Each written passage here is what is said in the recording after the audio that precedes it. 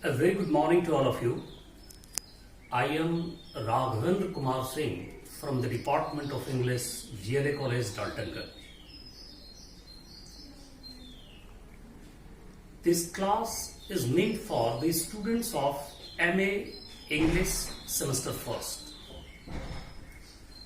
The topic is the poem Virtue, and this poem has been taken from the core course first. Virtue is a short, simple and sweet poem composed by George Herbert. As we know, George Herbert was a metaphysical poet of the 17th century. He wrote poems on religious themes. He was a great metaphysical poet. As far as the present poem Virtue is concerned, in this poem the poet has highlighted the immortality of soul. George Herbert was born in the year 1593 and he passed away from this world in 1633. The Temple is his famous collection of poems, and the present poem Virtue has also been taken from the same collection of poems, The Temple.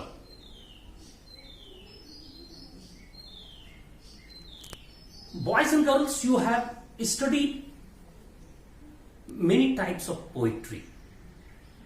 There are objective poetry, there are descriptive poetry, there are many kinds of poetry. But here in this poetry, what will you find? That it is a reflective poetry which is coupled with lilting music. So when you study this poem, what will happen? You will enjoy the powerful thought, and at the same time you will be enveloped by its lilting music. So without making any delay, let us start with the poem Virtue. As I said earlier, the title of the poem is Virtue. I am going to recite the poem. Sweet day, so cool, so calm, so bright, the bridal of the earth and sky, the dew shall weep thy fall tonight, for thou must die. This is the first stanza. Let us come to the second stanza. Sweet rose, whose hue, angry and brave, bids the rash gazelle wept his eye, thy root is ever in its grave, and thou must die. How beautifully the third stanza describes the beauty of the season of spring, you see, and let us come and enjoy. Sweet spring, full of sweet days, a box where sweet compacted lie. My music shows thee, have your clauses, and all must die.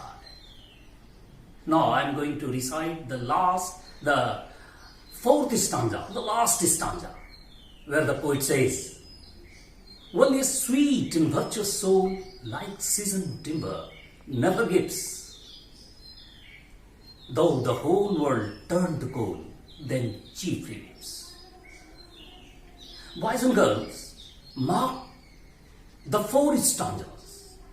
In all these stanzas, what will you find? Each stanza has been packed with some powerful meaning.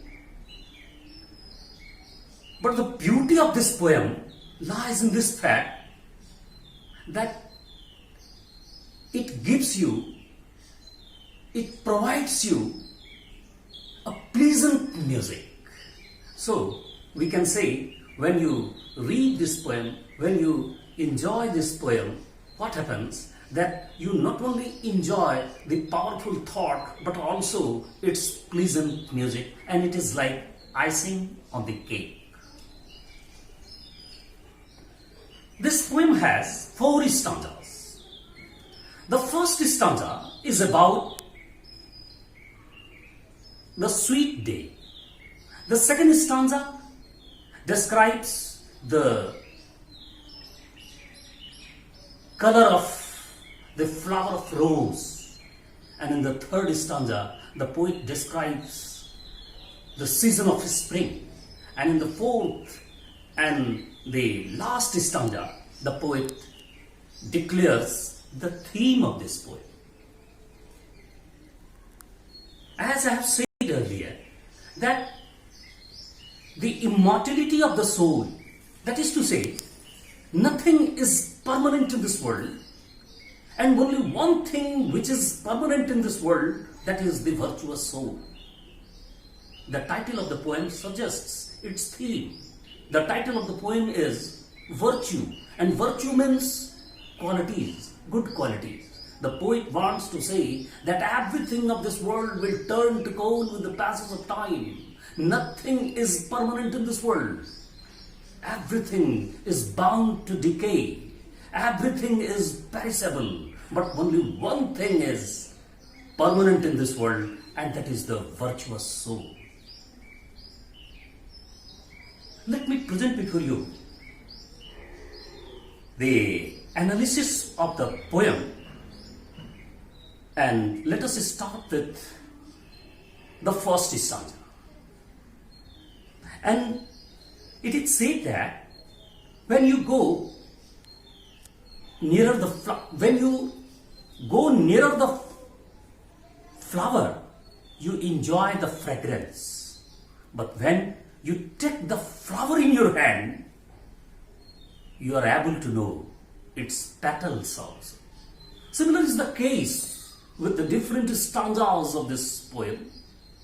This poem has been composed by George Herbert, and he was a metaphysical poet, and he was the great disciple of John Donne. And as you know, John Donne was the leader of metaphysical poetry.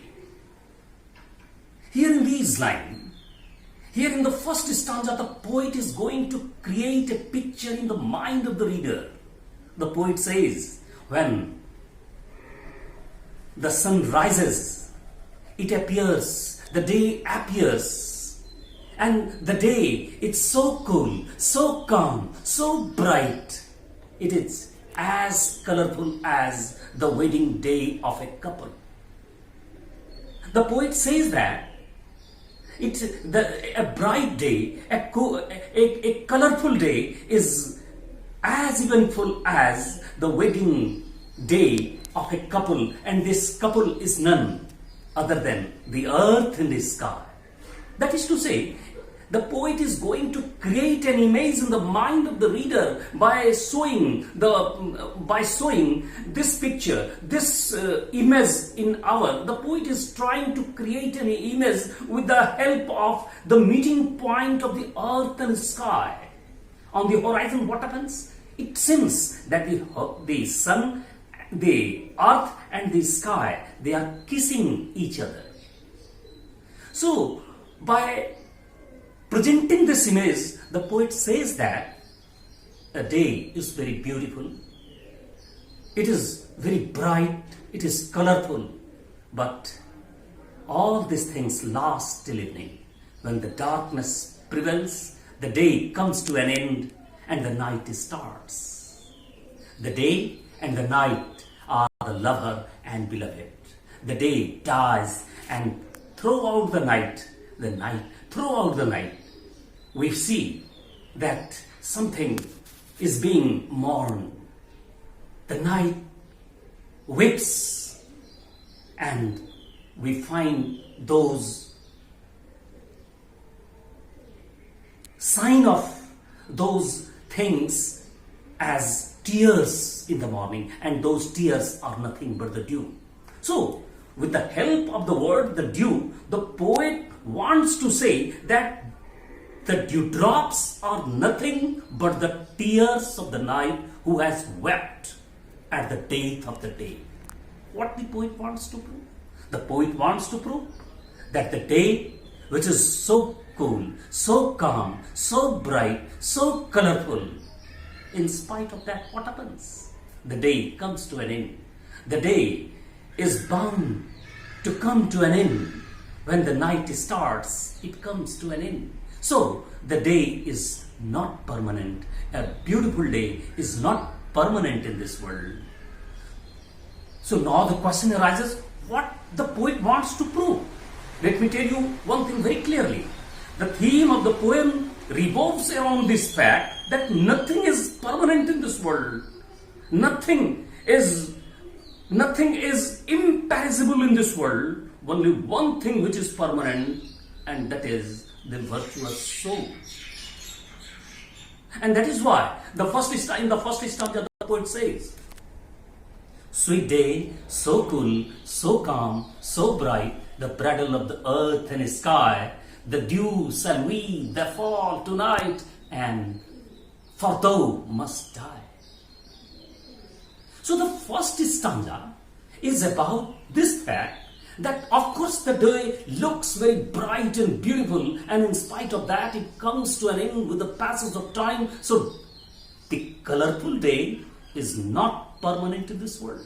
Nothing is permanent in this world except the virtuous soul. Now this is the time to start the second stanza. The second stanza begins with these lines, that sweet rose whose hue angry and brave bids the rash gazer wap his eye, thy root is ever in its grave, and thou must die. Just imagine, in the first stanza, the poet invites us to understand the transitoriness of the day.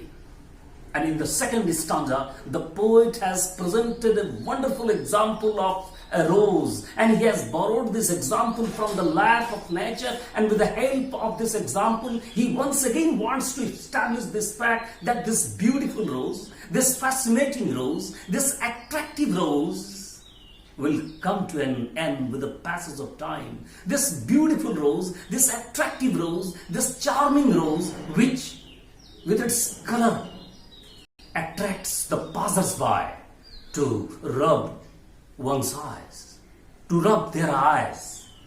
But this color, this bright, this beautiful, this fascinating, this charming, this attractive rose withers away with the passage of time. Because, in the words of the poet, thy root is ever in its grave. It means the rose is also not permanent.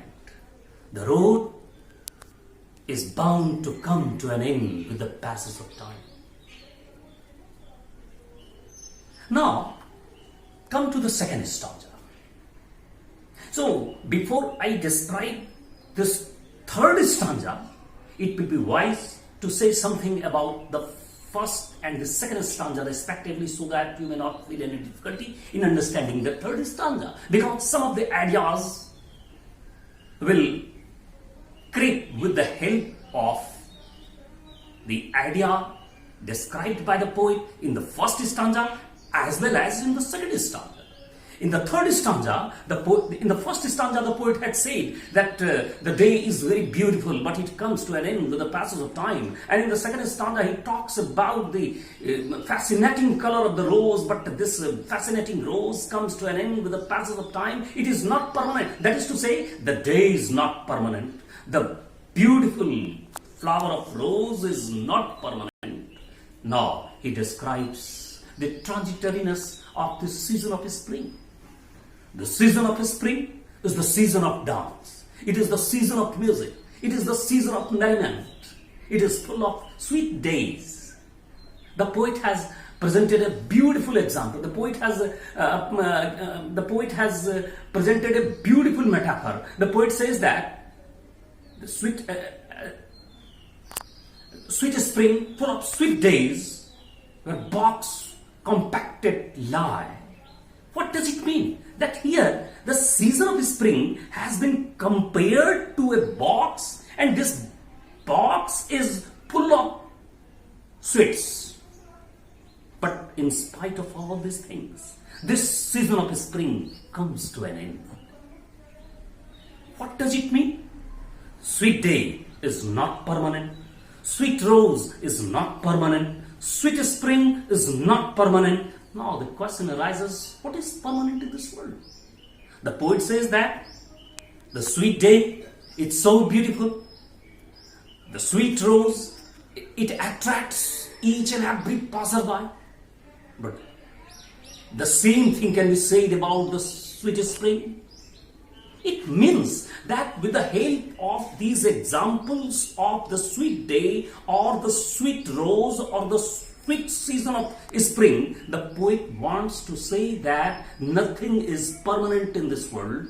Everything of this world will be caught by the force of destruction. But now the question arises, what is permanent in this world?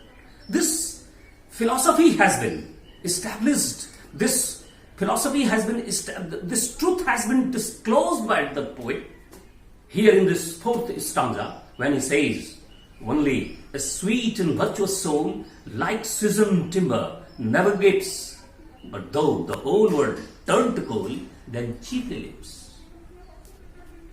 Here in this fourth stanza, the poet says that a virtuous soul is like a seasoned timber. The poet has tried to explain his meaning. The poet has tried to explain his idea with the help of the word, with the help of simile. Here he is going to use only a sweet and virtuous soul like seasoned timber never gives.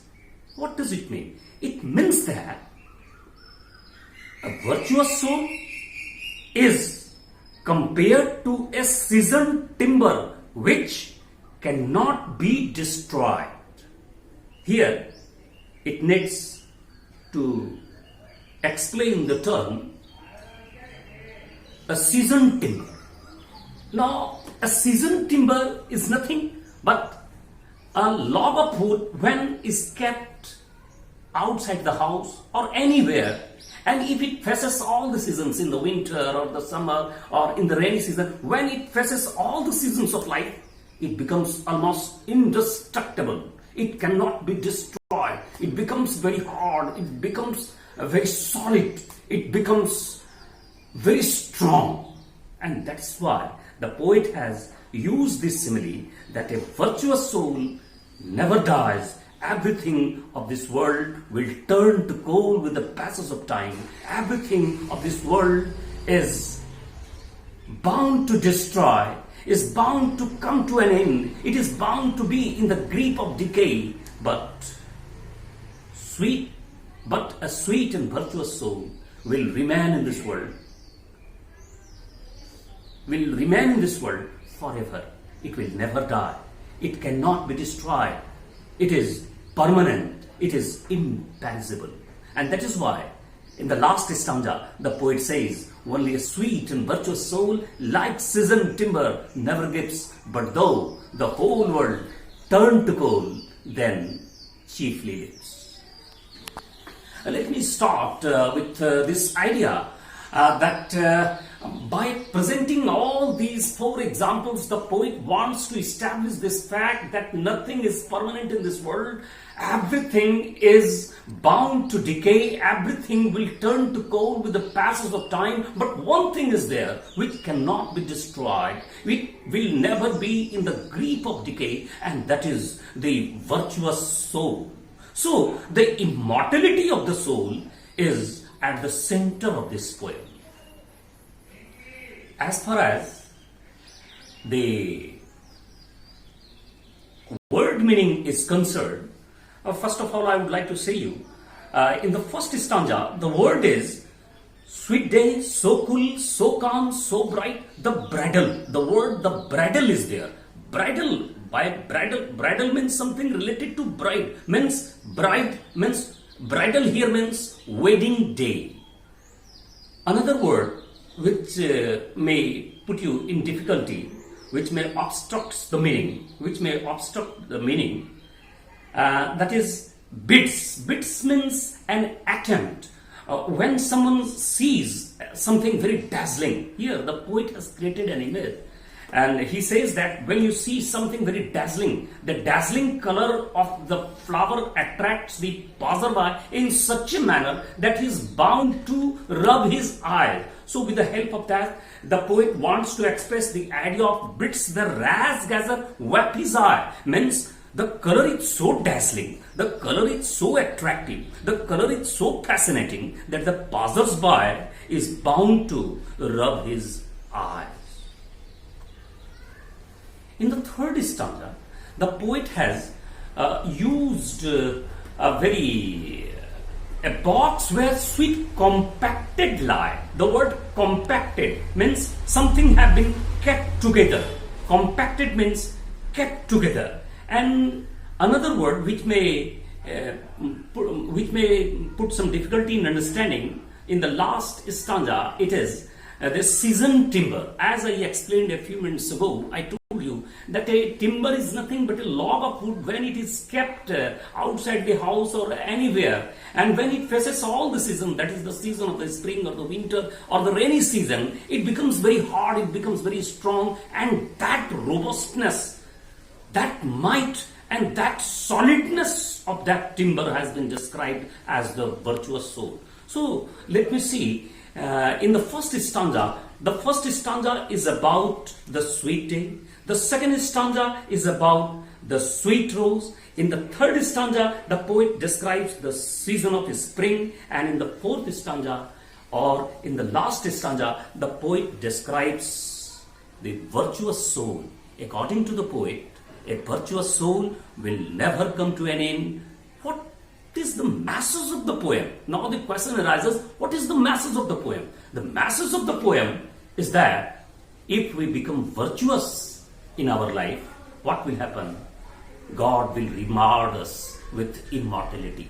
God will give us the reward of immortality if we follow virtue, the path of virtue.